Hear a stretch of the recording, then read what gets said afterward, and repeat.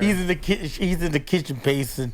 He doesn't know what a podcast is. I can't even explain it to him if I tried. There's nothing I can do. It's poor guy. I feel bad for him in a way because he's staring at me. But I've been thinking about this. He manipulates me with his eyes. There's something he's doing with his eyes, and I hear puppy dog eyes. You hear all this. He's for sure. You always, if it was your kids, you're thinking, oh, my kids aren't tricking me. My kids aren't emotionally manipulated. My kid doesn't cry for attention. Yeah, your kid does, and Oscar does trick me. He does trick me with the eyes. Yeah. Yeah, he shakes. Exactly. He'll shake. One thing he does, he'll shake, and it's like he's like because he and some of it's real, but some of it's like he's gonna want to help me. And the other thing is he'll go. That big yawn for the audio listeners. There was a very big yawn. Yeah, he does these big silent yawns, or maybe like a. Wow. That's a lot. Something like that. And it's like, dude, you're watching him do it. You're like, because he's just so much. Like dramatic. His energy is just so high. Like that Robert Downey Jr. Meme.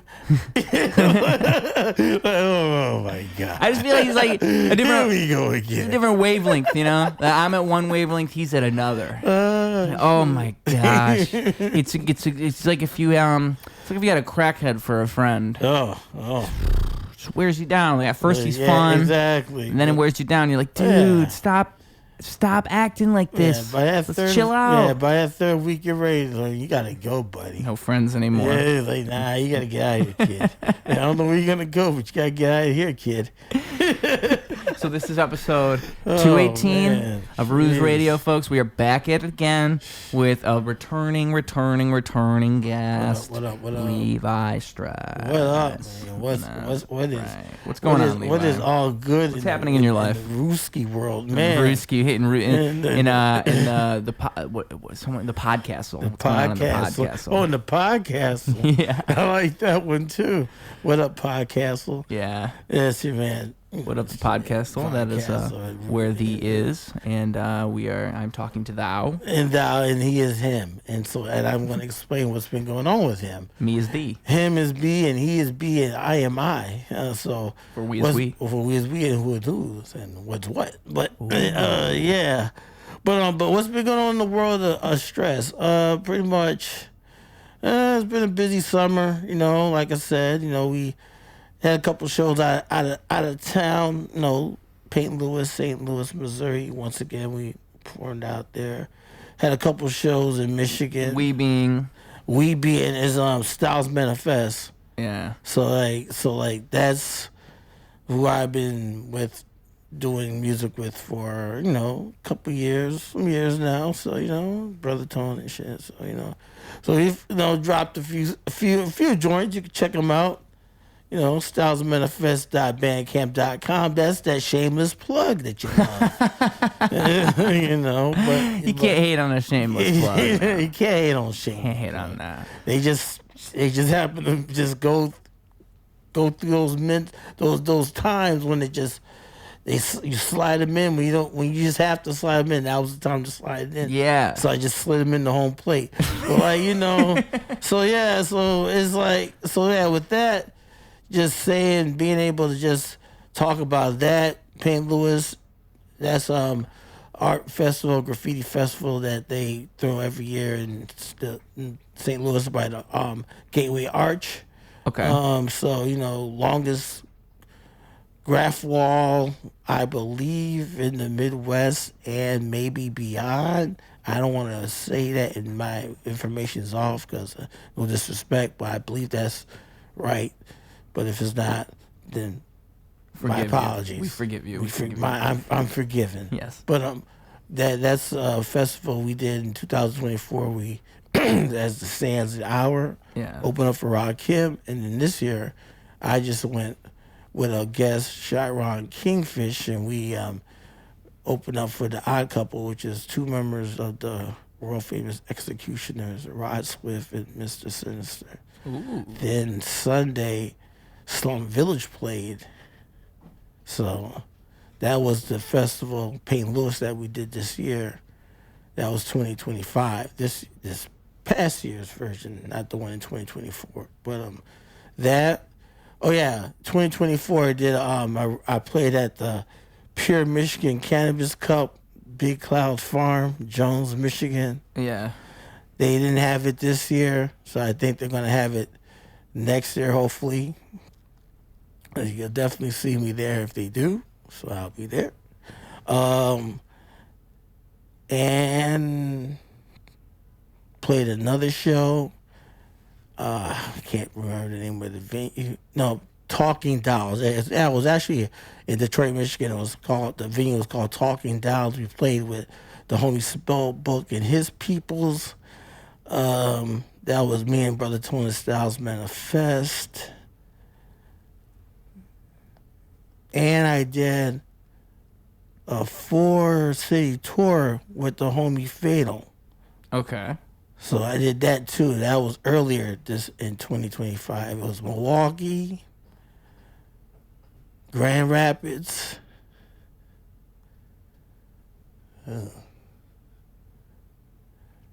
St. Louis.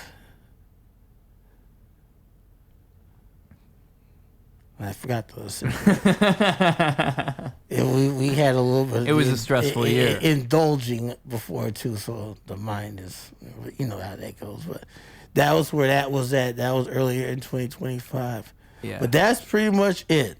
I didn't mean to bore you with all that, trying to get the right information and all that, trying to be precise with the data, technical, strategic type of mind, type of set, it was difficult. You know what I mean? To the head nod like Thelma from Good Times either. Good Times. I need to do the head nod like Thelma from Good Times. You could. I don't want to though. I don't want to. You could. But but that was all that happened. So that was it. That was it. How do you feel? You feel like That was it. You feel like compared to last year, like you think you've accomplished enough? Oh yeah, I forgot Glenwood Avenue Music and Art Fest right here in Rogers Park, Chicago. Afrofuturistic. So yeah, that was the other show. See, I knew I was gonna come back and remember shit. Yeah. Because you have to do that. Yeah. Give it like 20 minutes, you'll another It's one. Yeah, Another one will come. Oh yeah. Oh yeah. Oh yeah. Like, Another one. But But the Arts Fest was a cool one. Yeah, That was a cool set, yeah, right? Because that was yeah. like that's an art festival, so outside, outdoors, a bunch of random people. That was Yeah. That was dope. I mean, but yeah, do you feel like you did the amount of performing you set out to do this year? Do you feel like you did it? Yeah, I did. It was a good year for Levi Stress in general. Yeah, it was a good year. Yeah. It was a good year. I mean, what do you see 2026 looking like? Europe. What? Yeah, I'm gonna try to make that What are happen. you talking about? You gonna go all the way to Europe? Yeah, Like for a tour for shows? Netherlands. Yeah, tour shows. Who gave you this idea? No, we've been wanting to do this. Really? We've been wanting to do this, so we might. But I mean, like, be do you able to- have wouldn't you want to? Do you have a following in Europe? Yeah. Enough people to where if you go to Europe, you're good. Really? 'Cause that's really what it's about. Yeah. All right. Yeah. Because I mean, we'll I see. wouldn't want to. I would be so disappointed if I like set up this whole European tour and like it's just me, like no Europeans show up. Yeah. I'm like, damn. Well, I guess Europe's cool though. But those things happen though. Sometimes those things happen. Yeah. So you just have to. Because I mean, make well, sure. and It I wouldn't be like that. It would be most likely like because of that situation and not being too sure. It would only be like say 1 or 2 shows, like 1 show, 2 shows, maybe 3 shows. That would be it, like just to see how it is. So it wouldn't be no 6, 7, 8 show thing, like right. And if you just went to like it's just like any booking for a band. If you just go to like the right bar or the right type of like smaller thing, even you'll stick out there. Exactly. So you don't have to play a stadium in Europe. Right. You can play Right. just some dude's bar in Europe and call that a tour. Yeah, that's what cats Nobody's do. stopping They you. hit like a couple of that's what they hit some venues and like I said, kind of like some nicer venues, but the smaller venues like that. So they kind of like hit cafes and all that, like the. That's how you make a tour. That's how you do it. So they'll do that too. Yeah. But Europe sounds cool. I've never even really been out of the country, so I wouldn't even. Yeah. I don't even know what to expect. We just Another one? to God damn. went to Canada, yo. That's right. Went to Canada. This guy. Me and my boy Loke went to Canada. That was dope. Went to Windsor. That was dope too. So another thing, you see it? Just like you said. It'll take about 10, 15 minutes. It'll come back and then there Was it it deep is. Canada? How far in Canada did you go? We was in Windsor. How far is I don't know. That's right across the Ambassador Bridge from Detroit. Oh, okay. It ain't that deep. We ain't get. We You can still see Detroit from where you were. but still though. Yeah, I mean, we was able to. The last 4 vinyls I had them dropped off at Dr. Disc in Windsor, Ontario. So if you're ever in that area, pick up that vinyl if you see it at Dr. Disc. You hear that? See what I'm saying? Windsor, picked it up in Ontario, Windsor, Ontario. Get it at Dr. Disc, man. So if you're up there, you see that vinyl, you know what vinyl. You already know what it is, folks. You just have to see Levi Stress and the Sands the Hour names on there. You're good to go. Jackson. I want to do more touring too. I just want to do more traveling. How do you end up in these positions? What are you doing differently than I am? Like, seriously. No, I'm just what the fuck? Connecting with people, man. Connecting like Facebook. Just I'm doing that. Connecting, interacting. So what am I? But I mean, stuff, like, what am I man. doing? So if I'm connecting with people, Well, I don't think I'm connected with enough music people. But the thing is, like, see, I know all these comedy people, and I think I've made so much leeway in the comedy world. Right. But I just don't have any fucking clue what I'm supposed to do to get booked on a music show. Like, I can get booked on a comedy show even, but I don't know who I'm supposed to, like, what am I supposed to have the right friend who's helping me get booked? Or am I supposed to be reaching out to people myself and saying the right things? I think, and also being able to reach out to people more that's in the musical atmosphere too, as well too. I'm not, like establishing myself in that world the same way I've done in the comedy. Exactly. Yeah, that's what I've been thinking about. You gotta do, man. Because I think it's the same you gotta result. Reach out. Yeah, you gotta reach out more to people in that musical community. Yeah. Like I said, like you got the following in the comedic community. You gotta get that following over there. Is that your experience though? Yeah. Just reaching out. But how would you reach out? Like, what do you mean by that? I was just with friend. A lot of it was friend on Facebook. And they not like in person at all. For the most part, not really not in person, but it's like friend them on the Facebook. Sometimes like the one person I met, she's female over in the Netherlands and stuff, like just start chopping it up on various things really good, had a good rapport. Then it led into the music, and they're using the music, and they had this, and that's how that kind of worked itself in. So it was like it was just reaching out to somebody, just kind of reaching out and just testing the waters in other areas. Okay. Because that's where I feel like I fall short. Is I could do more performing. It's just that I'm not a manager, dude. I am not a manager.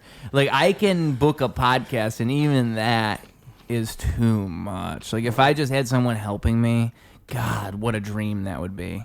Like, just have a manager. Just like somebody who's like, hey, I got you a show at X venue at this time. You down for that? Right. Yeah. That would be a conversation I would love to have. Because I just don't have, I don't know if I got it in me to be hitting up a bunch of people who run venues and being like, hey. And because I can do this. I can chop it up with people and talk with people. Exactly. But to just be constantly sending out feelers. Well, that's the thing. Being able, if you can get somebody that can willing to put the work in to you to do that and put the time in, that would be what you should do. If that's not something that you do, you definitely need someone to assist you with that. Yeah. As well, Oh yeah, but I mean, it's the same problem as always. Money. Yeah. Well, money. Yeah. If we had infinite money, we'd be the best rappers of all time. Because like I said, they can love you, your talent, love you for what you do and everything, but they're not gonna work for free. Right. And I think a good manager, you're gonna have to pay a little bit. Unless you got great friends, you're gonna have to pay a little bit. Because it's just, there's so many people who are managers. It's like lawyers, like fly-by-night lawyers. Like anybody can just... I mean, a lawyer takes a little bit more, but all it takes is a little bit of know-how, and you can start calling yourself a manager, you know? Yeah. Especially if you can convince a poor schmuck or two to allow you to manage them, because now you can run up to the third guy and say, I'm managing 2 people. 2 people, right. So it sounds like you're really a manager. You're really doing but there's so many people. It's like, what are they really doing? Like, they want to be a manager, but what are they really doing? And barely anything, probably. Like, being a manager, I feel like there should be a lot with that. It should be you're constantly seeking out opportunities for me. Constantly. You should be my ride or die. That's my idea. Well, that's a good manager. Like I'm trusting my career with you. I mean, like my child. That's why some of the situations with managers and artists have fell apart too with that, because it's been like that kind of trust in, and when some shady business or bad decisions or issues happen, then it's just such a giant fallout because of that too as well. I mean, to me, it seems like staying in-house as much as possible tends to be the best results. Like artists who can have their own in-group, even that falls apart every now and then. Right. But like at least having, like Young Money was just a bunch of, they were all friends, and then they made it Young Money. Right. The other thing that comes to mind is Kendrick and... what was the name of that whole group? Black Hoodie. Yeah. What's the name of the group though? Yeah. Whatever the label was, it's not gonna come to my mind. But that thing ended up falling apart. Right. SZA, Absol, Kendrick, all these people under one umbrella is a powerful thing, and it's because they were all in the same group already. And I think that's the best way you could possibly do it, rather than like doing it for business purposes, right? Like, we would look good together on paper. Like, it's just your homies. Exactly. Yeah. Because I mean, and it sucks when that falls apart, but that's better than just some random ass guy you didn't like in the first place. Well, that's when it becomes a little bit more. And that's what a label a little bit more. It can get a little bit more on the more. The other side of that too, where those things come out, and it's like, what, the ditties, the ditties come out, them and them other things. Those things, but then the other things, those things, those weapons of choice of mass destruction, those things. So like. It can get like that too with all that too. So that's why. Yeah, the music industry in general. I mean, the whole industry. It's just you think about it like a predator, and the artist itself is prey. And that's kind of always been that way. But it's like the industry is not your friend, and these people who are trying to make deals with you, they're not your friends. And these people who see something in you, they're not your friends. They're not your friends. The people who are your friends are a small, select few group of people. Even these people who come along the way. Probably not your friends. Exactly. Like, you gotta be really, really careful who you trust, especially if you're starting to gain something, because people want to take from that. They see you as an opportunity. And it goes for any success at all. But the music industry, the music industry and the film industry, I'd say both of them. You are a meal to these people. Oh my God! Like, you're doing well. You're doing well. It's like people who weren't interested in you before, they're real interested in you now. Like, oh, you weren't saying anything to me before, but now all of a sudden you're really interested in what I got going on. And it's it's a gift and a curse. It's just because you want that. That's the weird part, is you want all that when you have nothing. And when no one really cares about what you're doing, you're like, oh, if only someone would acknowledge me. But then when it starts to happen, you almost feel like, oh, what the fuck? Like, everybody's treating me different now. Exactly. Like, you're treating me different. Now. Is this real? Are they being real? It doesn't feel real. Because and the truth is somewhere in the middle, right? Because everybody's like that to an extent. We're all to an extent trying to make something out here, trying to do something out here. We're all trying to reach out, work with the successful people, do the successful things. We're trying to make it get to those levels, We're all trying to throw something on a resume or two. A few things, a few things. And you can't blame them, but I think there's levels to it, right? Because I think like people lose themselves in all that and like the chase of it, and it's just fun to just have a good time, just to have a bunch of shows, just have a good time, make moments for people. Like, that's what it's about, really, right? Just making moments and making memories along the way. Like, I feel like if I had any goal It's like to make the most moments for people as possible, to make the most like changes for people as possible, the tangible change, like to create that. And I don't know, the best way I can think of creating that to make that happen is I need to get people to know who I am, and then I can do it at a bigger scale. Like right now, if I put together a show, some people will show up. But if I can just build on this, I can change more lives. And that's the purpose to me of life, is to like make as much tangible change as I can possibly make, and hopefully that change is as good as I can make it. I'll do my best. We're all doing our part to make change for the I think a concert is that. For the greater good. You feel like when you're doing like a show, like you're like it's like a spiritual thing in a way? I love performing. To me, like performing itself, like doing like rapping. There's like a release for me, and I have to imagine that is felt through an audience too. Like they feel that same release that you're feeling as the artist. And that's the best feeling in the whole world. I think comedians feel the same way when they're like killing on stage. It's just like there's something that's happening there. Well, it's a metamorphosis. You're going into, as they say, the zone. Yeah. But I mean, what I mean is like not even what you're just doing, but how the audience feels it. They know you're in the zone. And they're in the zone with you because you're in the zone. It's like we're all in the zone together. Blend. Souls blending and meshing. And music in particular. I mean, comedy does it in a different way because it's like more collaborative with the audience. Music, just we're all in there. We're inside of it. We're in deep. Comedy, you can kind of take a step out. I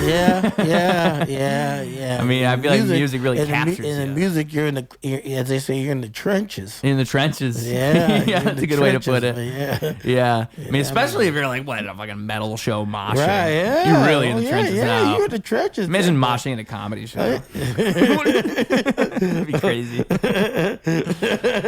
There's this AI thing, is like Sora. If you've seen the AI thing, Sora, it's like ChatGPT's AI now. And you can like edit clips. So people will post a clip and you can edit a clip. And so people did a clip of a mosh pit, and then like people just do a bunch of different types of mosh pits. And so there's just a mosh pit of Karens. And it's like, hey, I just tried to buy a T-shirt and they only had smalls. And then the other one's like, get out of my way. She pulled my hair. And there's a bunch of Karens. Speak to your manager? Literally. A mosh pit of Karens. That's just great, man. I'm going to tell your mother, dear buddy. I'll show it to you. Once this podcast is over, I'll pull up the clip. I'll show it to you. You're going to love it, man. Now stop before I call the cops on you, Martha. The music's too loud. Why are the speakers so loud? Betty, will you shut those kids up? I couldn't find parking. On my way in here, I couldn't find any parking. Who do I talk to about that? So Karen I need to speak to your supervisor, young man. I need to speak to your supervisor, young man. I need to speak to your supervisor, young man. But I just feel like that and that's why that's what gravitates me, I think, towards music in general. Is again that thing where I feel like I can do something with that, and I figured it out. I can do that, and I can do it by myself. No one ever showed me how to rap. No one ever showed me how to write a song. Nobody. And like somehow I figured it out, and I feel like you're like casting a spell, dude. Right. Really. It's like, cause that's the effect you want. You want people to be watching you rap, and they're like, "Whoa, this motherfucker's going Hogwarts on us." Yes. I'm Thanos. Fucking like whipping out my infinity gloves on these people. Yes. Because I really think that like there is something really like magical about it, and I think like it's the people that are really good at something aren't all over the place. Like it's a select few like rappers, like poets, like select few comedians, like writers. There's a bunch of people who are good, but they're not pushing the art form. And then when you see somebody who's doing it, I feel like that's what I live for, and so that's what I try my best. That's why I love rap. That's why I love performing. That's why I love art. Is because I feel like that's my only opportunity to do that. To give something. You know, I don't know if does that resonate with you at all. Yes, it does. It does resonate with me because that's how I feel too. And I even as I progressed and gotten older with it, it still gives me that feeling and that core that I know is listening to me, actually listening to me, than being somewhere at a job where they're whole harming you, but you're actually there with the people in the community that's doing what you do or like what you do, and they're feeling what you're saying at that time and at that moment, and it resonates. Yeah, it's almost like you like elevate above the moment, right? Like it's like you've created meaning within this moment, exactly, and we all acknowledge it. Exactly.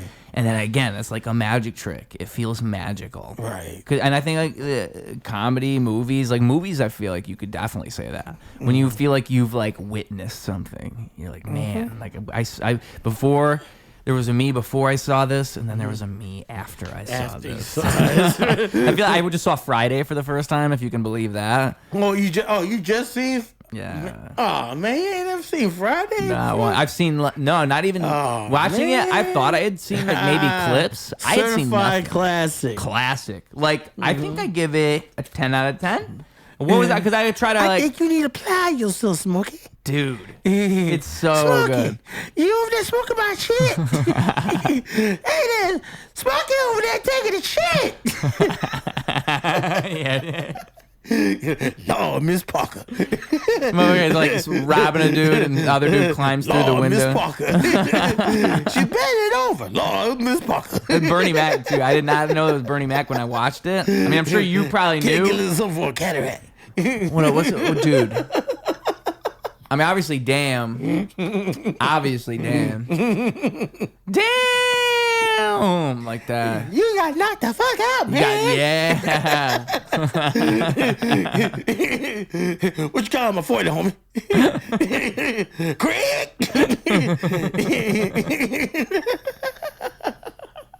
Yeah, I know all that shit. Every time I come in the kitchen, you always in the goddamn fridge. Eat all the goddamn food.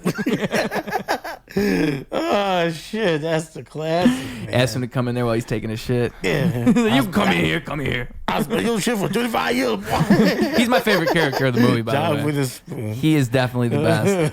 I haven't seen the sequels yet, though. Rest in peace. I hear the sequels aren't as good. I hear the sequels are all, and that who is it? Chris, forget his name. Shame on me. Chris Tucker? Ice Cube and Chris Tucker. Yeah, Chris Tucker's not in the sequels, which makes me sad. Yeah. But I do want to see him. I mean, also, the third one's got a couple like big, funny actors.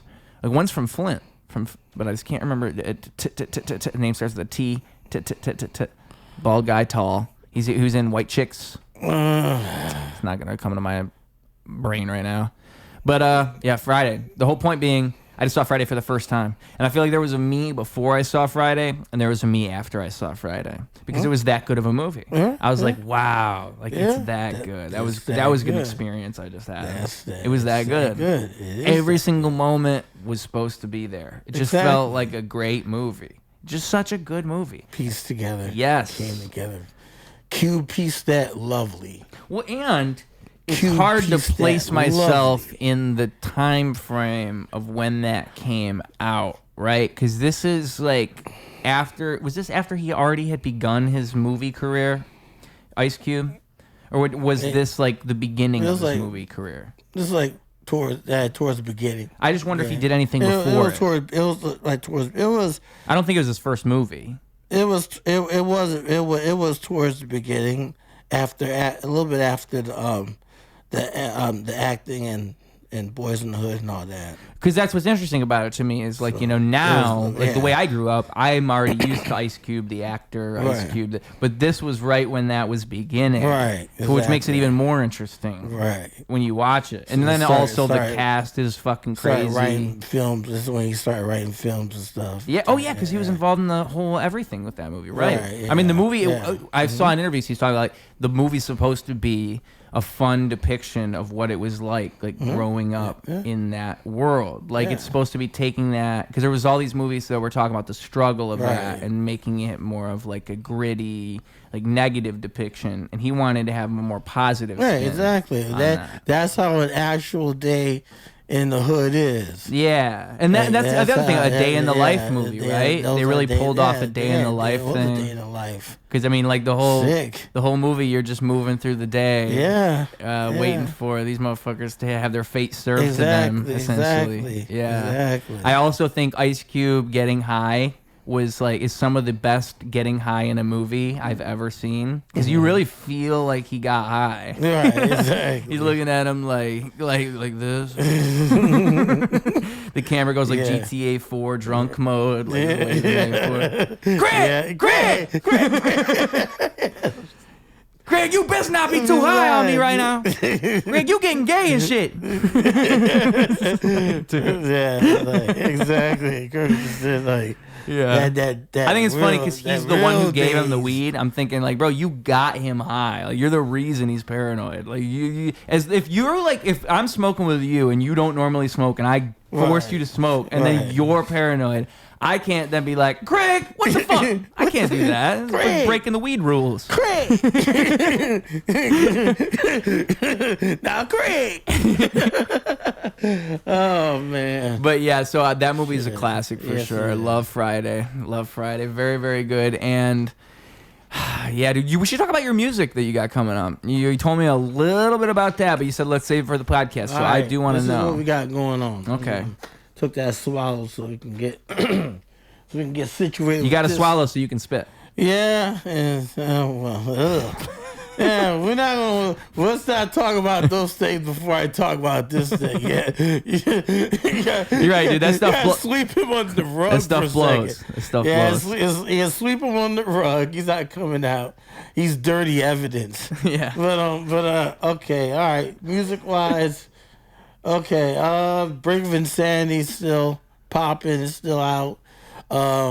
The new record is going to drop in 2026. Blended Sessions 101. 10 songs. I've already started recording 2 of them.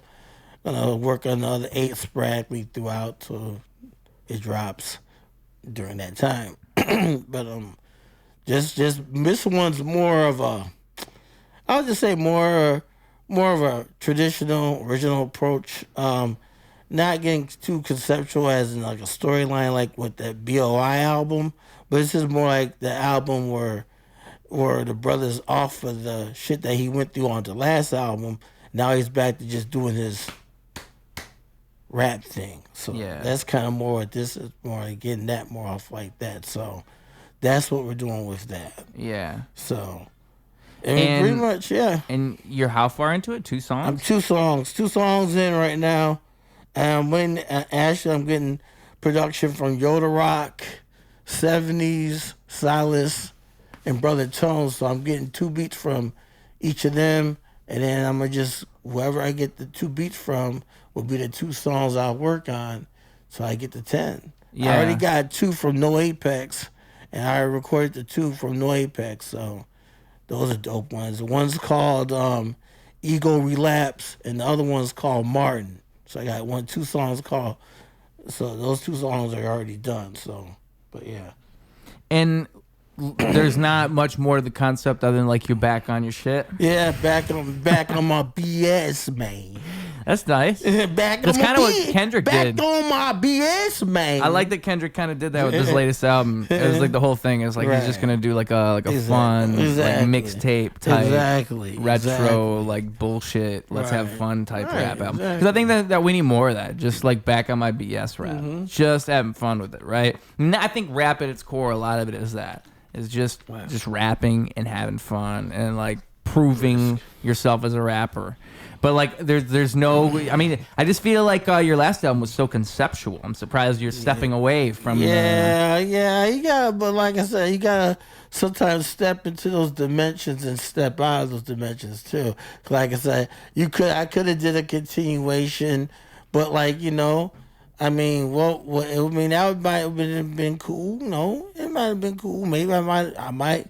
Maybe go back into a continuation on the EP or something with that. You never know. So you never know. That could be continued on. But for right now, it's just back on the BS, Because I got stories in these songs, too, that I'm going to be spitting on this sessions. I'm gonna be talking about, you know, what we do in these sessions, and that of course that's gonna be sparked. I hadn't talked about that too in these other two songs, but it will be more towards the latter part of the project. I'll get into that more, and so so all that's gonna be, so it still be conceptual, but just be like a light conceptual. It won't be like into like BOI conceptual, you know, like that. So which is still a classic. For those that don't know, Brink of Insanity was Levi's last album. Yeah, won a couple Grammys, a couple things. You might have heard about it. Yeah, you might have heard about it. Yeah. It did pretty good. Yeah, it did pretty good. But none of that matter. But yeah, it's still into the like lighter telling conceptual, but more of that giving it to you with the rap. Yeah. I'm sorry. No, I know what you mean. That was the inner guy in him. I understood everything. Simmer down, Clancy. Simmer down. It made sense to me. It made sense. Simmer down. How would you describe like your style of rap? Like, how would you even describe it if you were to put it into words? I would say poetic, choppy. A lot of people say it like doomish. I hate that though. I don't like that, but they say that. But it's not trying. Why to do you be think like they that. say that? I guess because of the way. Man, that's good. I guess the way how the accents are like. Talking accents are like when spitting in the mic, and I think your flow too, though. And flow too, like that too. So that's. I think you have I don't want to say old school flow, but you have a flow that kind of rides the beat in like how do I even put it? Like, cause the Doom does this thing where it's like, gonna grab you, capture, got the picture, now I'm coming at you, double up, double cup, send. See, I can't even really do it because I don't rap like that. Right. But you rap more like that. Right. Like, you have like a specific way of forming a sentence that's kind of similar to Doom. Exactly. So that because Doom, it's like the flow itself. You get what I'm saying? Yeah. Like Doom doesn't sit on a beat regularly, and you don't either. But it's almost like an old school type thing. Right. Because people don't really rap like that no more. Yeah. Which is good. It makes you unique. Right. It makes it feel vintage almost. Yeah, it's vintage. Which is good. Vintage. I think you want that. John Wayne's a dude that does. He raps like. Oh, I thought you were talking about the cowboy. Not the cowboy. Like vintage, like John Wayne. Not the cowboy, but John Wayne has a similar flow like that, or like an Earl Sweatshirt has a similar style like that too. Yeah, he's a good example. So you got that there in the mix. But yeah, just doing it like that, just doing it like that and making it work. Do you ever, like, how calculated is a song when you write it? How much are you, like, trying to do something as opposed to just writing whatever? I mean, calculation is, if it's mostly a song with topic-based song, calculation would be a high percentage of it, but mostly with, like, if it's just a bar and up song, bar, like just a barbarian song as we call it, because you're just bar spazzes and whatever. Yeah. That's more like a freehand. That's more like a freehand on random thought comes in while, metaphors and, multis and all that. That would be more of that type of a song. But conceptual would be a more higher percentage because it's thought process and being assessing your story throughout the song and make that shit still have the cadence and everything it needs to have, but and the balance as well too. So yeah, it's different. It's different concepts with both those. It's like left and right field. Boom. What's your favorite type of song to write? Actually, both of them. Both of them? I like both of them. It's not really like a favorite because the conceptual makes me work the brain more, which is good, but also the non-conceptual can make me work the brain too, as in like reaching for the most wildest, outlandish metaphors and multis to try to say. Right. Yeah. And there's more freedom in that. Exactly. I don't know. I feel like the limitation almost makes it easier sometimes. Like, I feel like if I have a concept, if I know where I'm going and what all this is, then it's almost easier to write, because now I don't have to find anything and it's all kind of just sitting there. I have the skeleton there. Like, I mean, one thing I used to do, and then I do it for comedy shows too now, but I started doing this in school. Is I would take, like you say, you have to do a speech, or say that I have a speaking opportunity. So I take all the things I'm supposed to do in that thing and I turn it into a rap. And I think that through doing that, like, I found out, so like I already have half the rap written. Like, okay, so I have to set up this, I have to set up this, I have to say this name, I have to say this name. And by the time I'm through with all my bullet points, I've written 2 16s. Like, by the time I've mentioned everything I had to mention, I've already written the whole rap. That's so I feel like if you know what you're doing, like if you know what a song is, like say, okay, verse 1 is this, and verse 2 is this, and verse 3 is this, and this is what the song is, then it almost becomes less of a challenge, because now you're not doing as much of that other thing. But that goes both ways, right? Because like you said, that you can do so much more lyrically too if you're not bound by a concept. Exactly. Because now you can just say anything. Yeah. Like now I can literally just, all those bars I had like saved away, I can just start pulling them out. Right. So it's such a battle in my mind. I don't know. I think why it's a battle is because I'm more of an intuitive writer. I don't usually scheme things out too much, but when I do, it goes well. It's just like I have to challenge myself to do it. I mean, like, there's a couple songs I've written where conceptually I feel like they're really strong, and it's because I had a strong like idea of what it was. But often what happens is I'll get to the hook. Like, I'll write the verse, just whatever, the first verse, like we come in on the first verse, and I'm just writing whatever, and then I kind of figure it out, and then I get to the hook, and now when I'm writing the hook, it's like, okay, this is the song. Like, the hook is the song. And then now you know what the song is, and verse 2 is kind of like, building off everything else.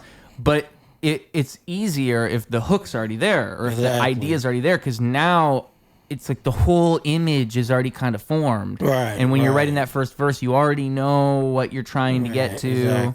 But I have to force myself. I don't write that way unless I force myself to build the ideas and build it out. I don't normally hear the hook first. I don't normally like get the solid image of the song off of like the first listen to the beat.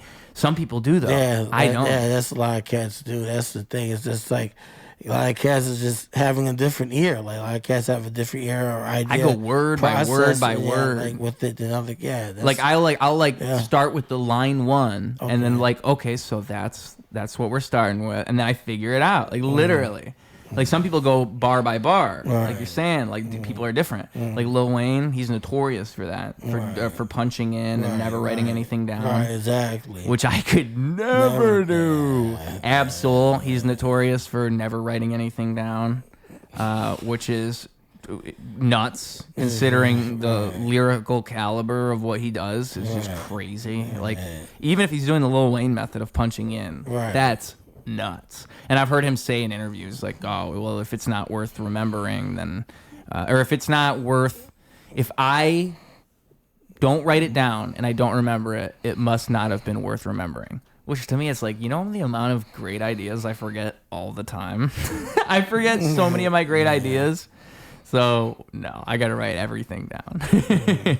But some people are just different. So, like, it's like the writing process itself. I'm always just interested to see how different people do it, honestly. Like, just to like figure it out, because we're all built different. Like, we really are. Oh, yeah. And, like, there's a lot of cats that could do that, but there's a lot of cats they would need to write it down and have to, go over it and everything like that. Like I said, that's just the working of how people's mental states and minds are, where, you have that. So proposing to someone that has to be very technical and strategic with every line that they write and and structured with it like that. So yeah, and like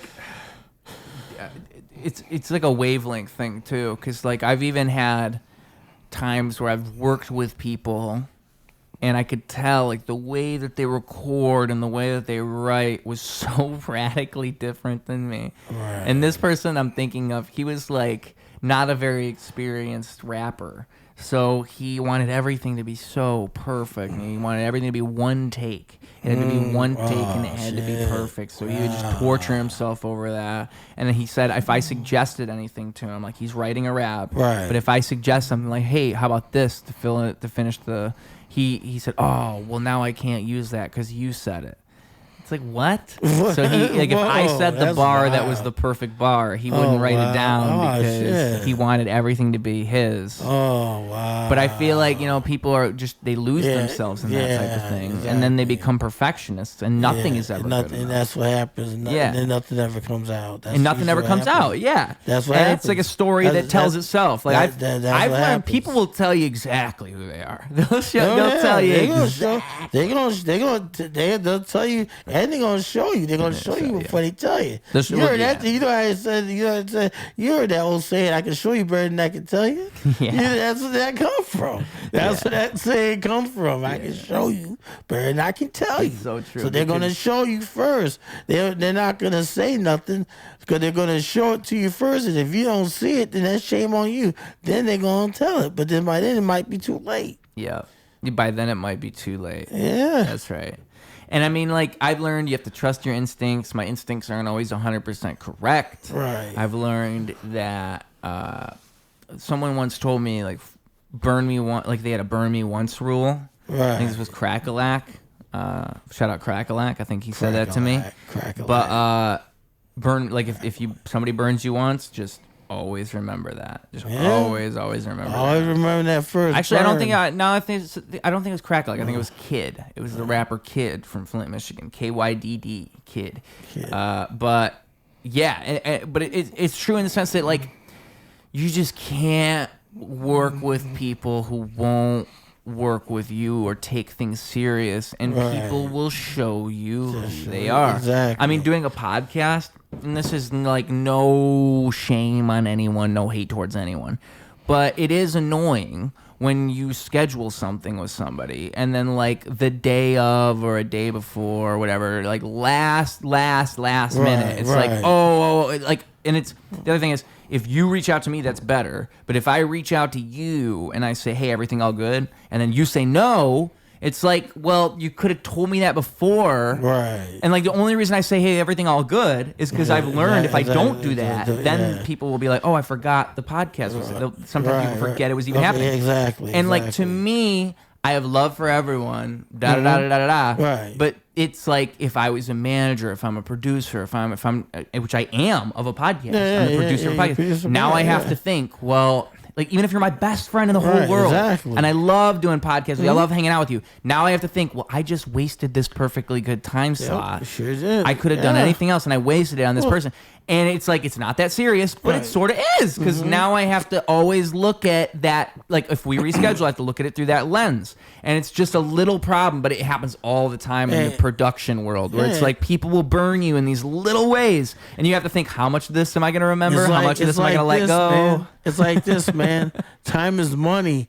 And any type of time is money, man. That is your money, is your time. You know what I'm saying? So when you burn that, then you burn time off of you for being able to do what you need to do in your life, and your personal, and your physical, and your spiritual too. Yeah. So so it is that, like, so that's why, if you make a time to make something work with someone, you have to make sure you respect the time that you're going, and respect that time for them putting time into you to, as well. They're putting time into you for you coming through for them. So it's an exchange of time. Yeah. So exchange of time exchange. It's time, and time is more than time. Right. Truly. Exactly.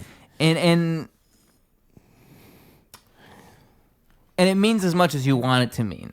Because, like, I don't think holding grudges is healthy. I don't think you should hate people or, think less of people. Right. I'm just saying, like, strategically, like literally just logically. Because it puts me in a stupid position now where, like, I want to reschedule with you so bad, but say you do it twice in a row.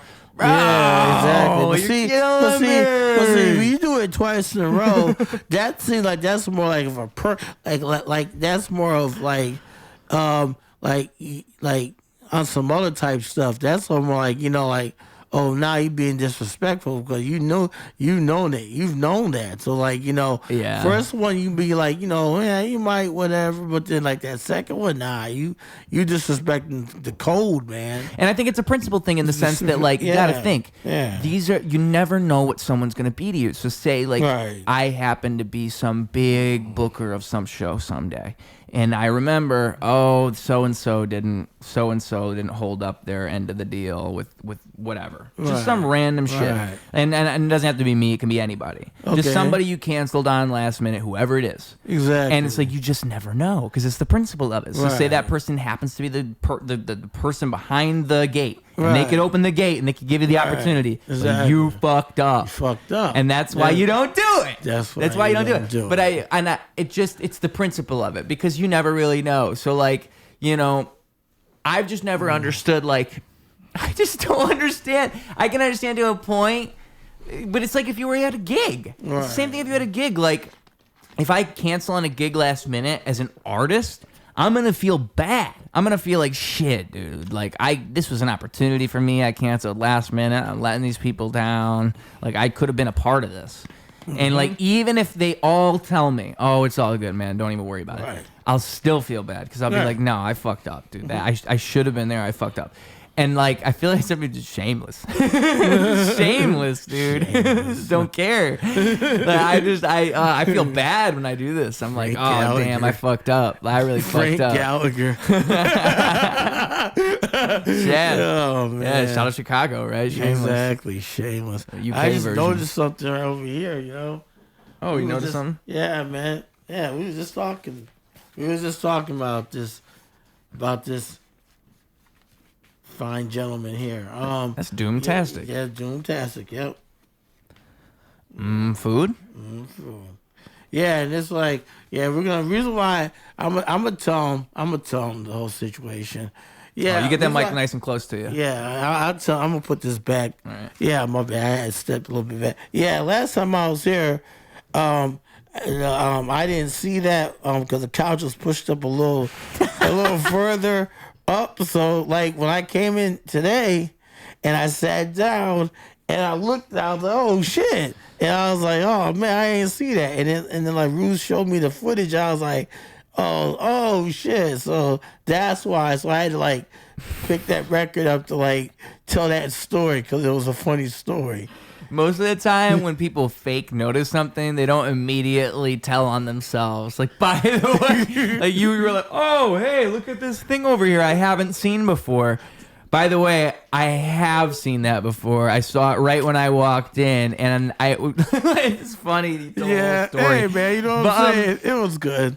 I will say, folks, that I am oblivious, and I don't notice things, so I don't blame you. Right. I won't even notice... Dude, I won't even notice, like, somebody will have the coolest shoes. Right. Like you. I just noticed your shoes just now. I haven't looked at your shoes once. We've been hanging out this whole time. I haven't looked at your shoes one time. Because I don't pay attention to shit like that. Right. Like, I'm not thinking about that. Right. And so, like, I'm very selective in my attention. And that's for better or worse. I can write songs because of that. Exactly. I can fucking shine my attention right onto that where I got to write from, Exactly. I can put it right there.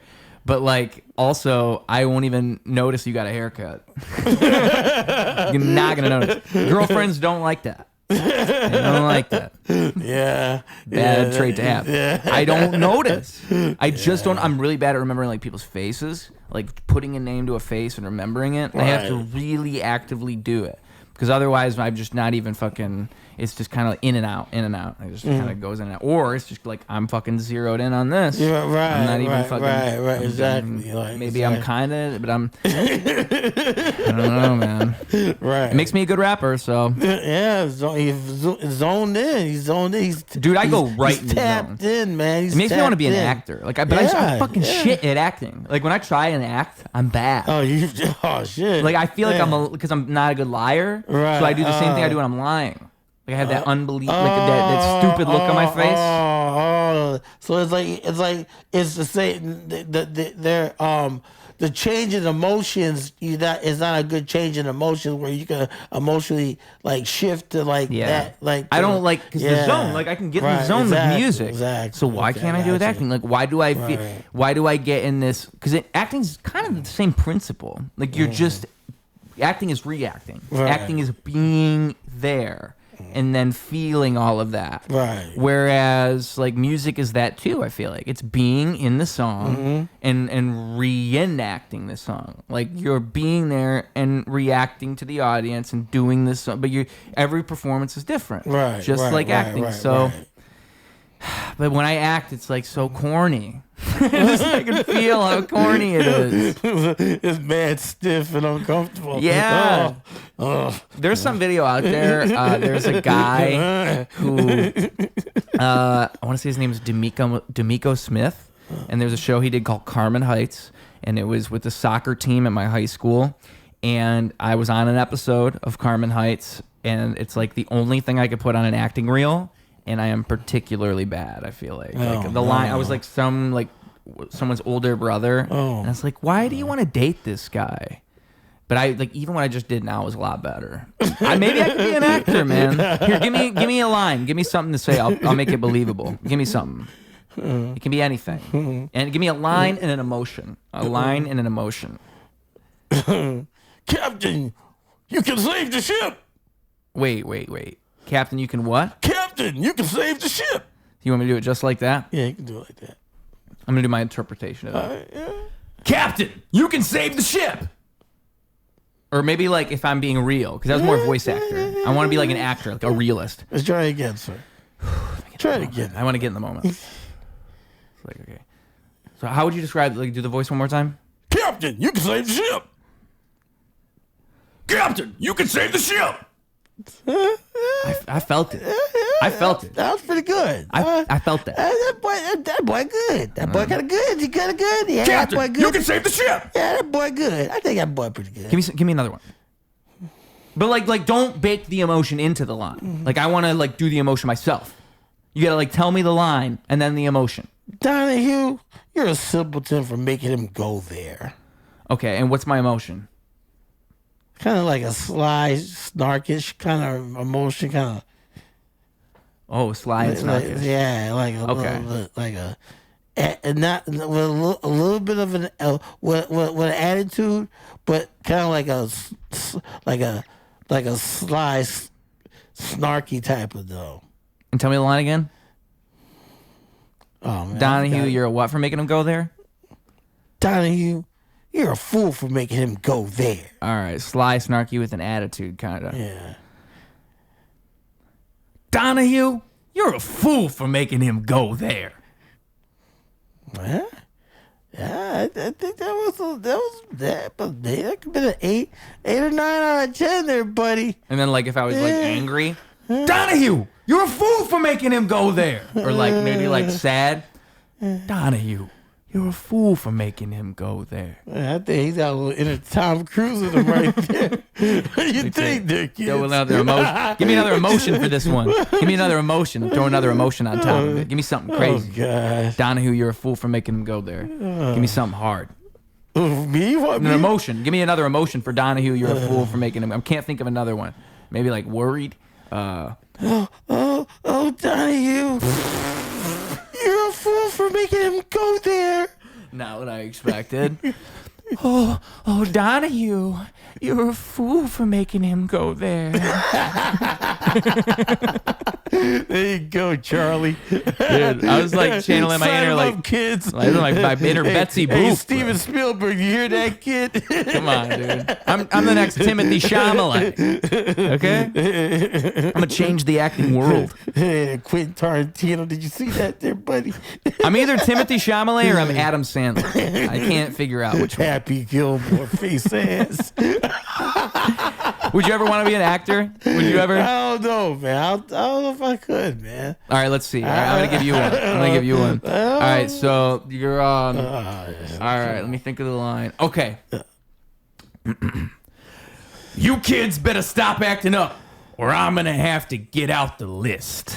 And your emotion is you're a teacher, you're angry, you've been working with these kids for a long time. You're not in a good school area. It's a bad area. These kids got weapons. These kids got attitudes. And you got a list. Oh,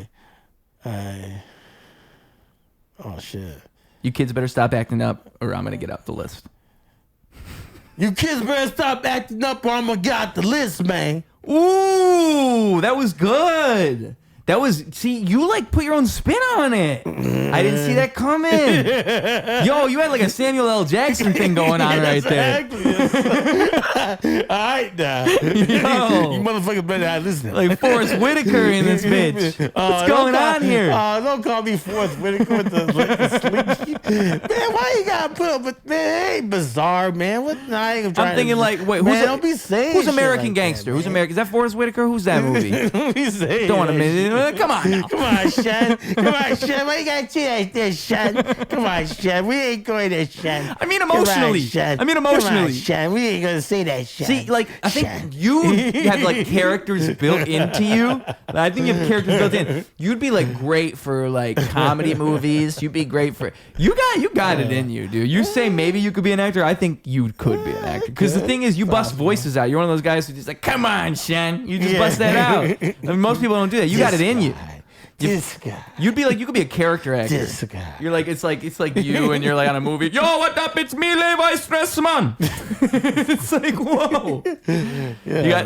That's probably the best Jamaican I've ever done. O'Shaughnessy, O'Callahan over here. Yeah, O'Callahan over here. O'Callahan's Auto Parts on Clark and Pratt. Have you ever seen the movie where Brad Pitt did like a thick African accent? Nah, I didn't see that. Oh, it's crazy. Like Leonardo DiCaprio did that once too with Blood Diamond. If you ever saw Blood Diamond, I think I saw. He's got like a super thick, like that's almost Irish. Like there. I can never get Irish. I can never get Irish. That's a hard one. I must get Irish. I never tried to get Irish. I'm thinking like Shrek.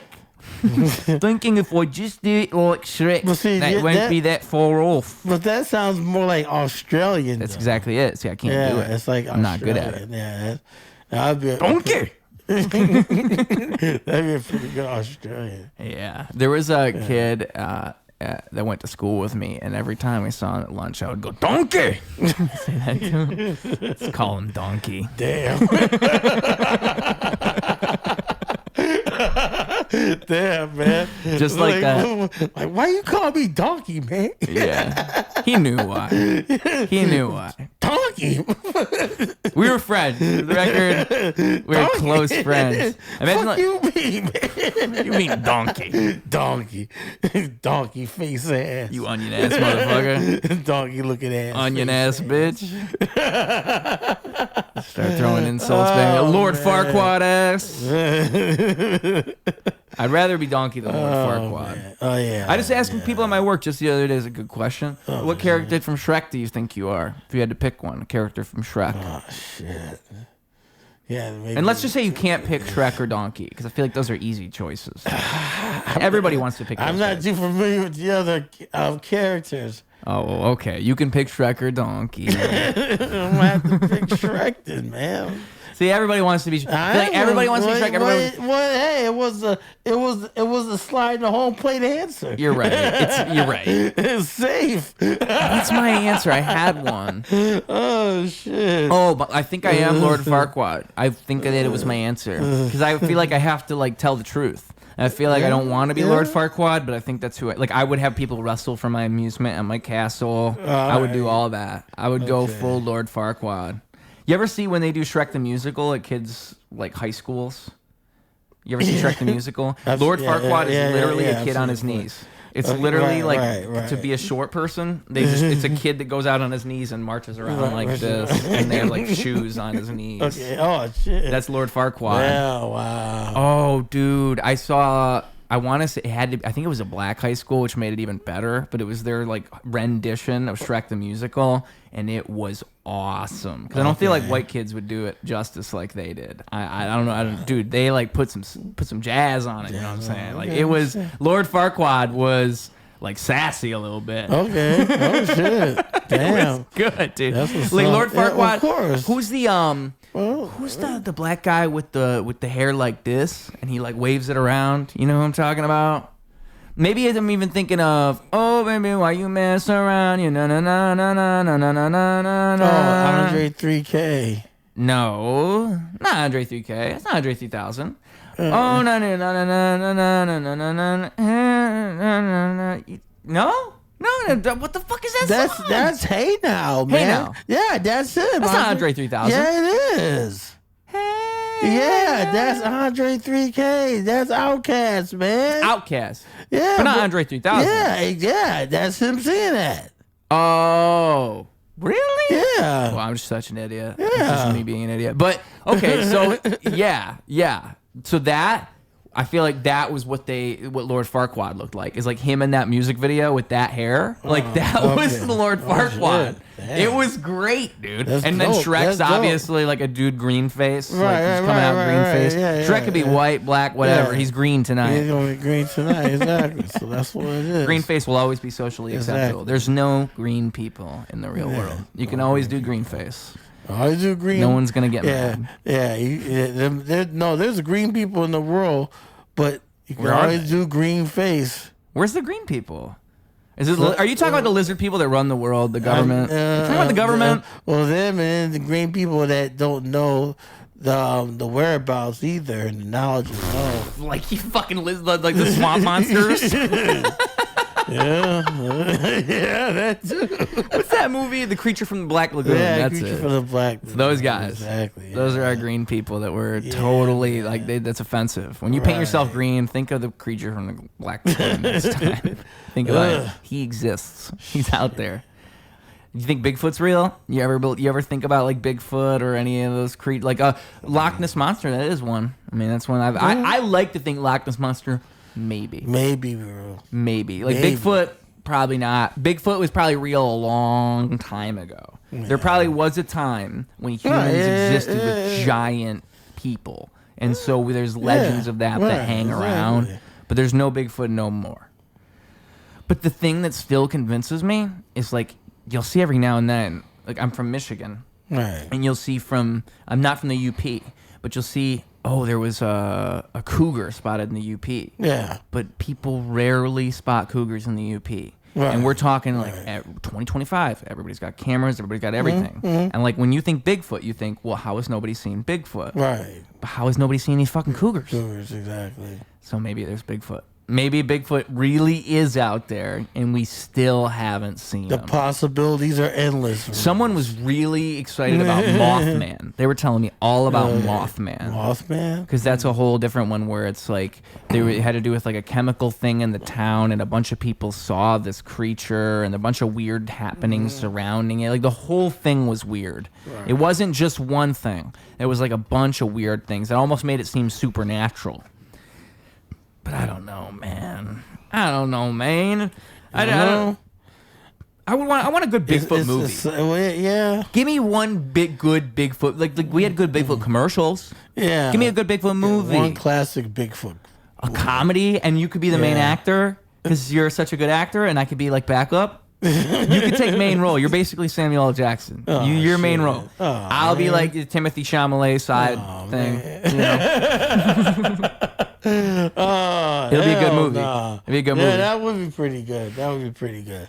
Man, I'm trying to think of what else. Important topics we should talk about. Speak on. Yeah, if you got something good for me, lay it out because, like, I mean, like, I of course I try to hit on all the things there, the music, all this. But I mean, like, truly, this podcast has no bounds. So if you want to try to guide this train somewhere, be my guest. We're just gonna. We can always freestyle at some point. Yeah, we can do that too. I should lay out a freestyle at some point. Yeah, no, we get that. It's not WrestleMania weekend or anything. No, it's not WrestleMania, but we can. It's not 420. It's not 420, but it's the week before. You know, the giving, the thanks, the thanks, the giving of thanks. So we can give on the thanks with that. Yeah. But it's just about just being able to utilize when gifts are given to you and receive them and honor them and just use them to your like, to reach ultimate goals that you want to achieve.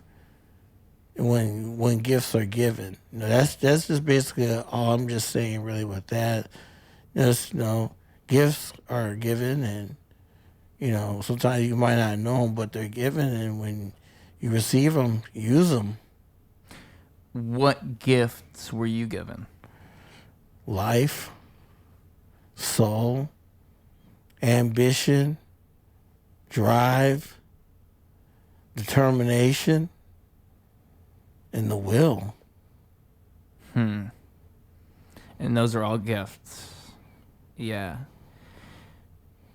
Yeah, and I think life's better when you look at it that way. You recognize those things as gifts, right? Right.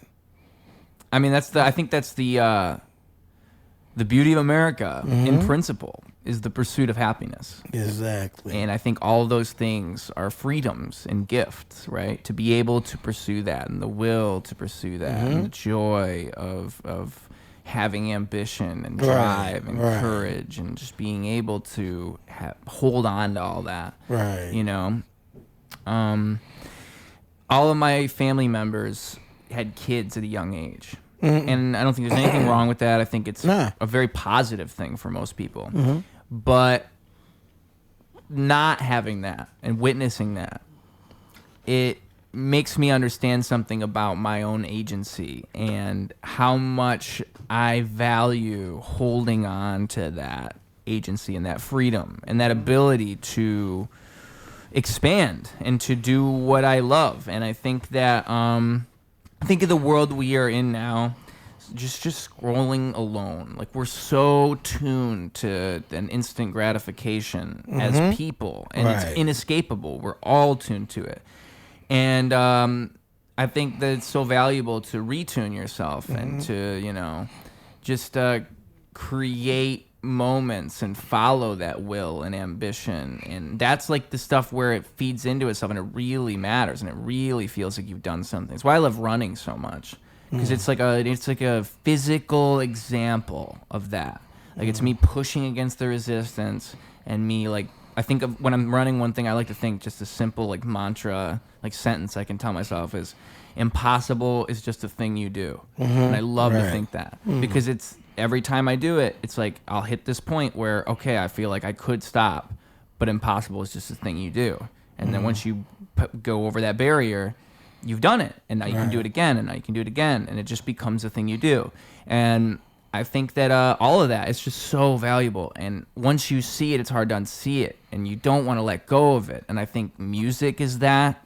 Like, there's just so many things that I find in my habits that's deep down just me wanting to hold on to that ability to create and that ability to build, because I can do it, and that's just, it's a gift. Like you say, it's a gift. All of it is a beautiful thing. A beautiful thing. And it would be, and that it would be a shame to waste, right? Like, that's what I try to think about too, is a gift, but what is a gift if it isn't used? Right. What is a gift if it just sits there? Exactly.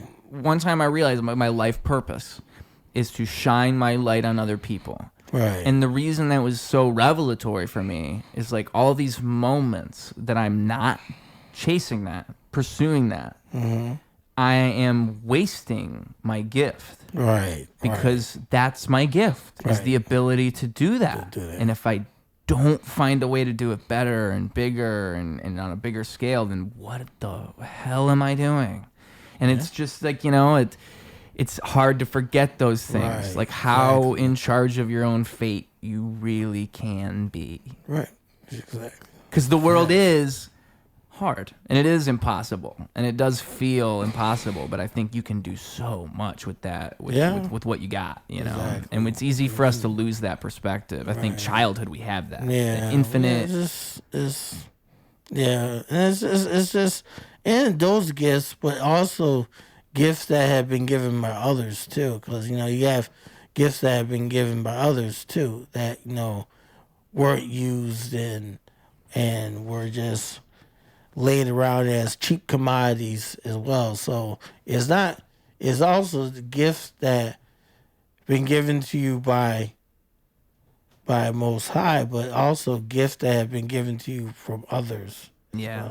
Yeah. So that's is two variations of that. So, yeah, and people give you gifts, man. They do. Yeah. I mean, like, for real. People give you gifts if you're paying attention.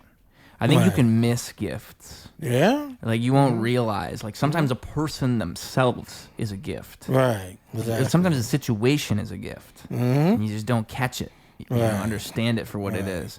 Like, I think about that a lot, too. It's just, like, the precarious position in which reality resides on. Right. You know, it is all a gift. Like the fact that I have the opportunity to do this is a gift in itself. Yeah, the fact that we're sitting here talking right now is a gift. We could be doing anything else, but we are at the opportunity to do this. Opportunity be in the podcast. I remembered it.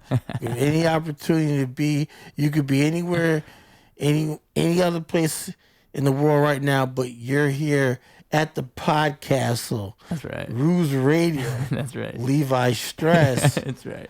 Styles Manifest. 55th and Flyville. You know what I'm saying? You know, this was, tune in and see what the world's about here. How about we do a freestyle? We send this one home. How about that? Yeah, I'm down with that, Jack. Let me get this sip of this brisk iced tea here, kid. All right. It's brisk, baby. It's like brisk, this baby. Like this freestyle is brisk, baby.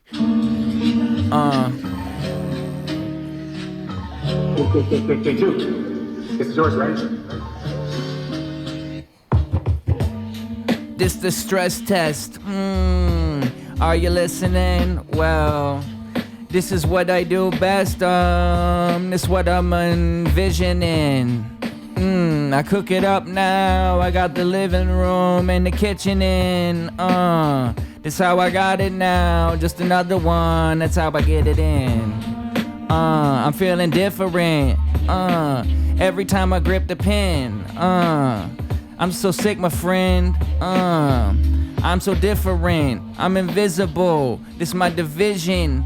I'm coming through to fruition. I'm bopping down on an apple. I'm a sin. I'm a fable. I'm like Snapple. You sip on me. Yo, wait. I'm the shit. I'm spitting all these raps, all these bars. I'm coming through so smooth and so brisk. Feeling so crisp. With this vocation, I'm on vacation. I'm coming straight through on your lap, chilling on your laptop, on your computer, on your Astro. I'm coming through. I'm so fast, bro. I'm on a fucking Astro plane. Astro plane. I'm so insane. I don't do names. I don't do any of that shit. I'm too insane. I'm too inane. I don't know what's going on. I just rap and then I go on my songs. Like Kevin Hart, I'm so plain. I coming through like it was like plain. Even though you see it like it was Smoke the Mary Jane. Even though because it's BD, Big Daddy like the cane. Ain't no half stepping. Told you before Armageddon. Even though that's what I'm saying. Even flow like it was Aqua, H2O. Come through like it was an Oreo. MCs like 0 on the backside. MCs coming no like homicide. Yo, you get washed with Tide. Yo, we wanna ride. You let's ride. Coming through like it was doing it with like the pride. That was the pride. MC like cyanide. Yo, I do this. Told you before like Brutus. Even though you wanna be at the camp with the nudists. Old school like Suitor. Told you before.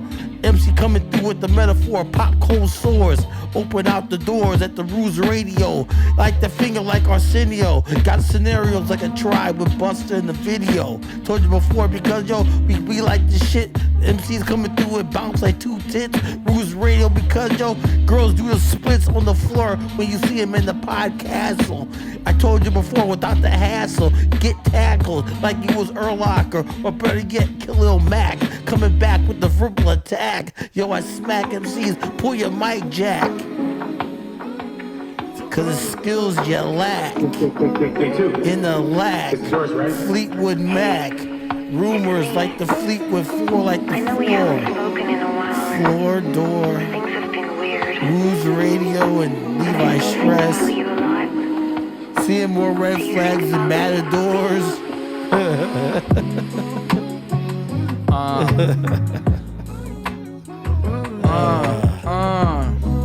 Yo. This is thoughtful. If we arguing, I wonder what it matter for. I'm fighting bulls like a matador. I don't wanna get mad at you. I'm calling you names, yelling at a whore.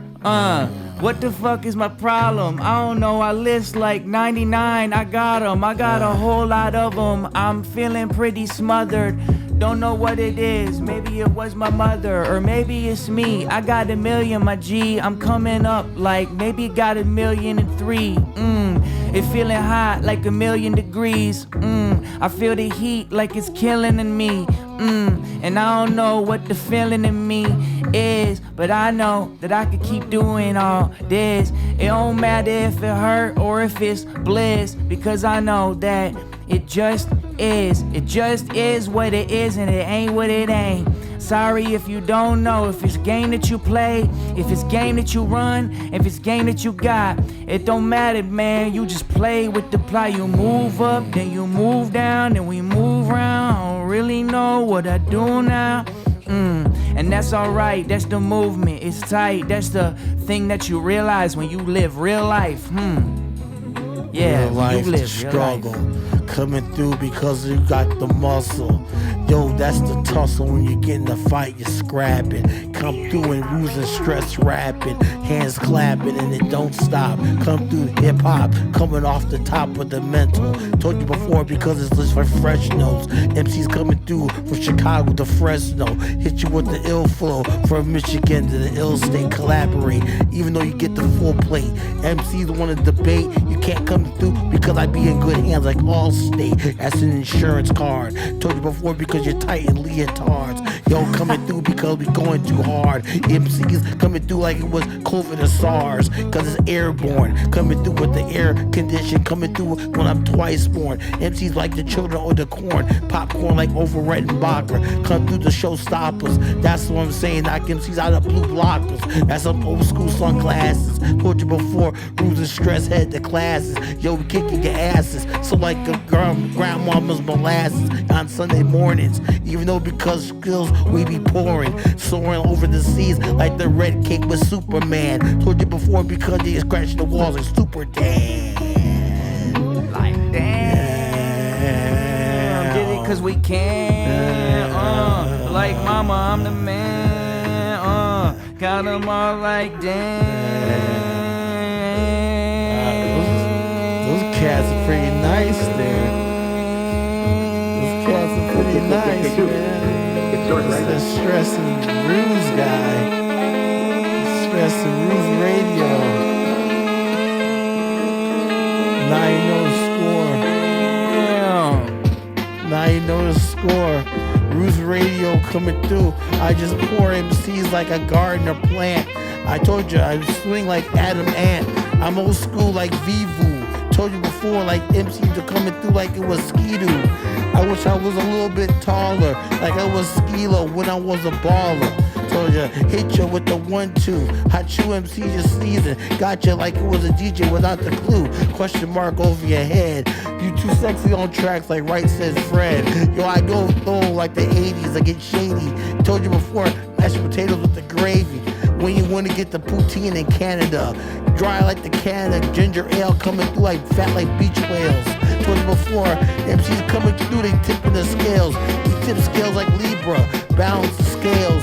MCs coming through, send them through air mail. Even though like UPS and Brown something. Told you before, ain't that something?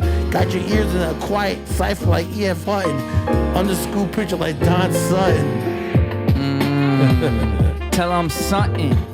I feel like you tell them nothing. I feel like I'm bluffing. I'ma tell you, cousin. I'm sorry if it wasn't. I'm sorry if it wasn't. I'm sorry, I don't know. I'm sorry, I'm sipping on this Robitussin. I'm sipping on something different. Oh my gosh. I'm in soul division, my own division. My soul is different. I know I'm floating with it. So precious. Precious, that's my new word. I'm making new words. This a new verb. It means goes in. So precious, I'm in an ocean. I flows with emotions.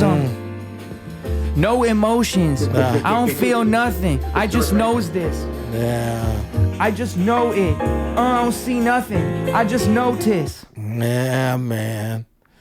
Yeah, man. Oh shit! Brooklyn and Bailey on YouTube went to my. I feel like I always like when the ad pops up when I'm freestyling. I just gotta hype the ad or something. Just gotta acknowledge it. And every time you just try to ignore it, you're like, all right, let's pretend that's not happening. Brooklyn and fucking ad. Telling you to know what's up. I think I really, really know what's up. Hey.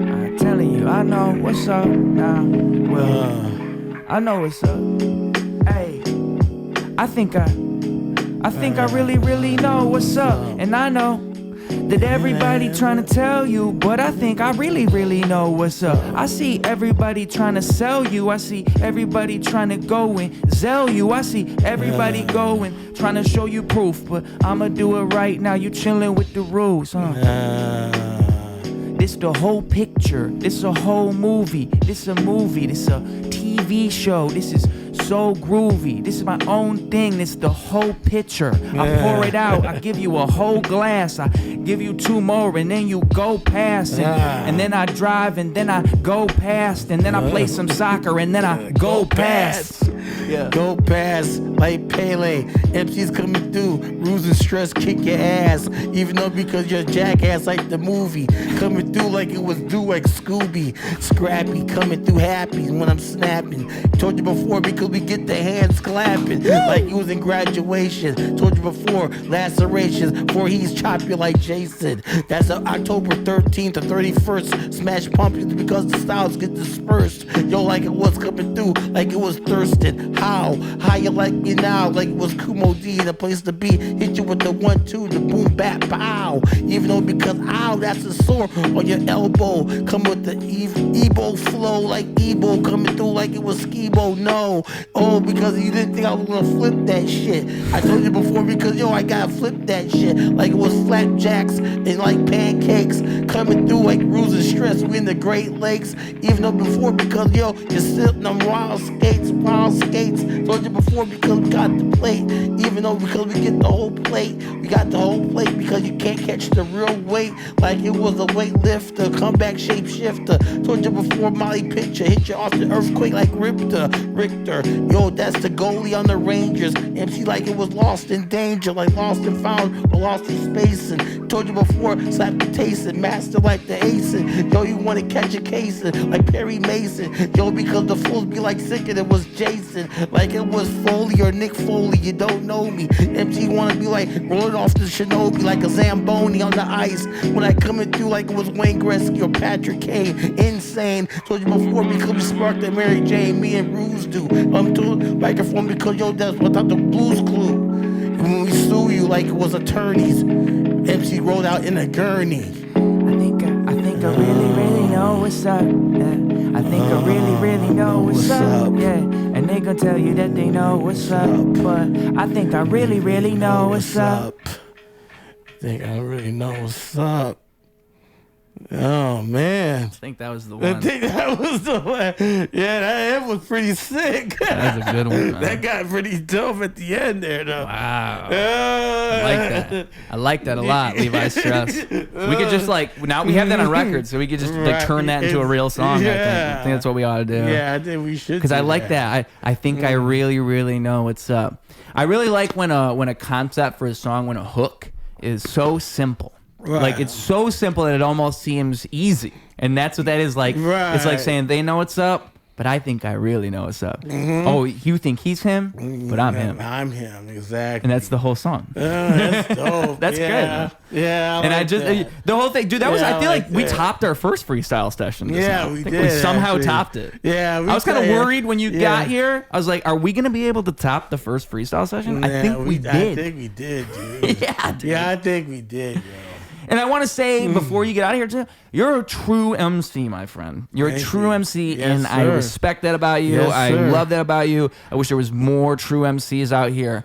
I feel like hip-hop I mean, obviously, rap is rap and hip hop is hip hop. In my heart and soul, hip hop is what it was at its core. It is you proving that you can rap, dude. There's no one that's gonna help you do it. There's no one that's gonna make it easier for you. You have to be able to show up and show out, and that's what a rapper is. Like, I don't like this new mentality where it's like, you know, oh, I don't have to rap for you to prove I'm a rapper. You should listen to my songs. Like, no, you should be able to rap whenever, wherever. You're an MC, and like, there's just something about like the rawness of that, and I think that it comes across, and like people who are so dedicated to the craft. And like they want to rap because they love rap, not because they have this grand goal and they want to do something with it. They just love rap, and they love what rap is. And like you are somebody who I know that you feel that way because I can see it in you because it's in me, and I love that, dude. It keeps me going because I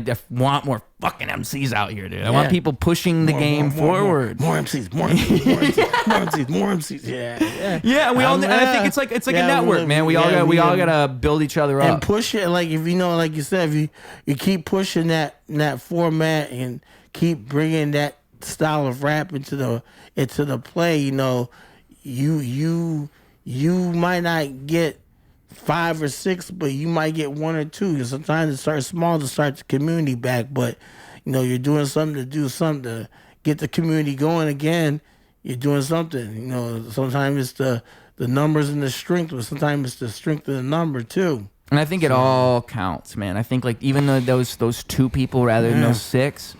Those 2 people makes those 6. Exactly. Because those other 4 see those 2 and they're like, oh, this is worth looking at. Exactly. Yeah, and it takes a village, and then it takes a country, and then it takes a world. Yep. So, you know, it never ends. And I love the idea of building, man. I think it's what it's all about. I think there's nothing better to me than just feeling this like current under my like I know that there's a movement that's and like no one has to no one could take it away, you know. It's just a matter of keeping on pushing. So that's I think it's what it's all about. I mean, just try to keep this thing alive, you know. That's keep it alive. That's what you're gonna to keep it alive. We have to keep preserving it through as long as we can while we're here, and you know, and leave our mark where we can leave our mark. So, you know, the next generation or the next peoples that come through after you know, go through.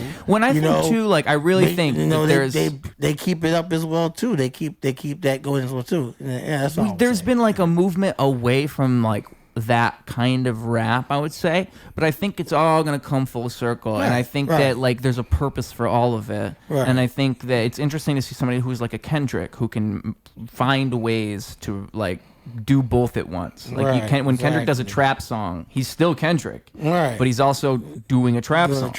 And I think like we just need more of that. We need more people who are like can find a way to sit in the middle of both, and like that's the only way forward. Because I think like there's not. It's not gonna be like the '90s where boom bap is gonna become the thing.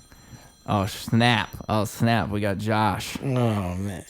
Oh, we got guest on. Hey, Josh. Put him right up to the mic there. Hey, Josh. I'm on a podcast right now, Ruse Radio up here. I mean, ask Josh if he has anything to say to the people. Hey, right up to the mic. Hey, Josh. Do you have anything to say to the people? Power to the people. Woo! Let's go, Josh! The people loved it, Josh. The people loved it. the people loved it, Josh. Hey, we'll be back when you're done. Okay, man. All right, peace. He's like, okay, so that was Josh. Everybody, that was Josh. That was Josh. All right, but well, you know how this show ends. At the very end, we do a final message for the kids, all right? So the children that are listening on the school bus, they listen to this whole thing, and now they're hearing the final message coming from Levi Stress himself. He's going to tell them what he has to say. It's going to be something deep, something profound, something out of this world. They thought that he knew stuff before. He's going to prove it right now. And second, where the people can find you, the social medias, all that good stuff, where they can find your music, where they can see you live maybe coming up, all those plugs, all that stuff, where they can consume more Levi Stress. They can stress themselves out. Wow, that's a good. You should make that a shirt. Yeah. Stress yourself out. Stress yourself. That could be like a brand thing for you. That could work. That could stress, work. Like stress yourself out. We'll keep it in the mental. Stressing them out in the mental files. We'll keep it. We'll keep that in mental files. I feel like you could call your fans your stressors. Stressors, yeah, stressors. That's pretty much my thought is just like, man, be professional and be sincere and be true to what you do, but just don't forget to have fun while you do it. No, that's just with anything in life. You know, if you're not having, you know, it's always good to be successful and to be that frontier and that pioneer, that innovator, that top entrepreneur. Yeah, sorry about that. I hope that's not an entrepreneur. My fault. I know how to say the word, y'all. But if you're doing that, just have fun while you're doing it. You know, just have fun. Just have fun while you're doing it. I know it's tough probably a tough way to work with the business aspect of it, though. But people do that. But it's just a balance, though. But just try to have fun while you do it, though. Yeah, just have fun. Yeah. And don't forget why you did it in the first place. Yeah, exactly. You know, because you did it because you don't forget your mission statement. That's basically right. Don't forget your mission statement. It's such a good way to put it. Yeah. Wow, that's a great way to put it. Because, yeah, the original intent, like the purpose and what it's all about. And don't forget to make a mission statement. Like, don't set out with nothing. You got to have that because once you got one, you're going somewhere. Right, exactly. And if you know where your aim is, you'll either hit that target or you'll hit somewhere around it, but you're going somewhere. You're fucking throwing darts at a wall, God knows. I don't know if you guys have thrown darts at a wall before. I don't know if anyone's ever tried that. But it's pretty hard to hit a good spot. Yeah. but a dartboard. Dartboard's pretty good. Yeah. Throw it at the dartboard, not just random throwing. Not the wall. Not the wall. Definitely not people. Yeah.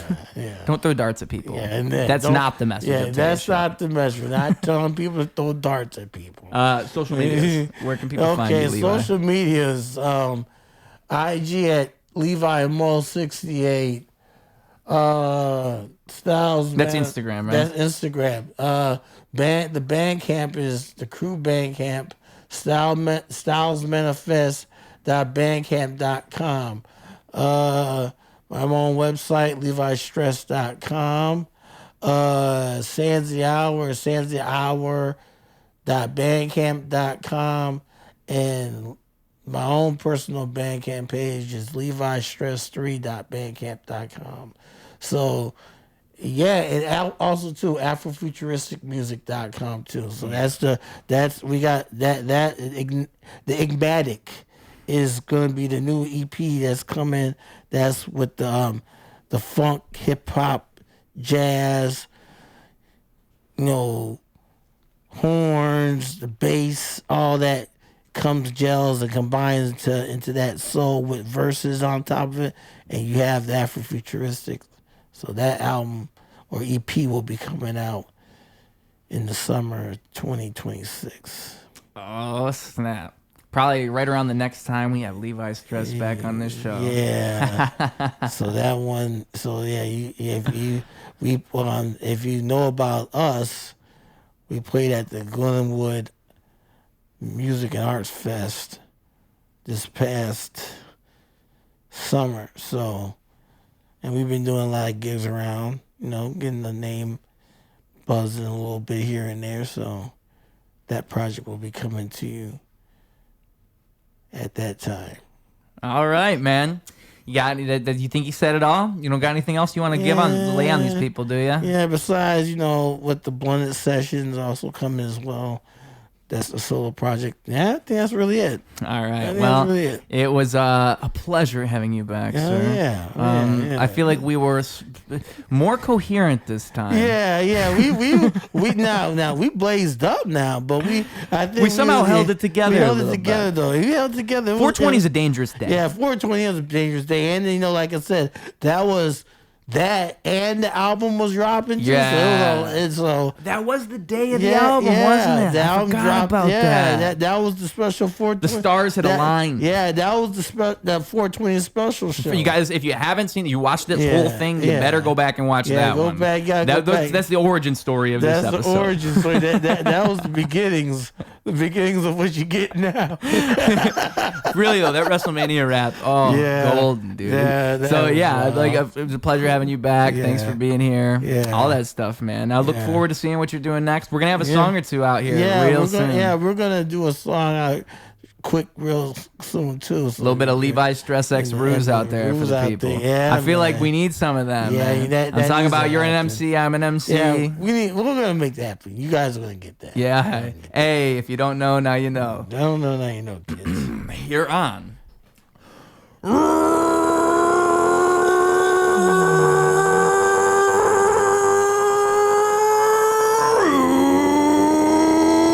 Radio. Oh, wow. Clocking out. Double down, competition couldn't help him to rock. Missed the whole time, holy fell through the flock. That's an ordinary miracle, wealth to the block. It's a balance in the character that's calm and collect. It's apparent his caricature is lost in the mess.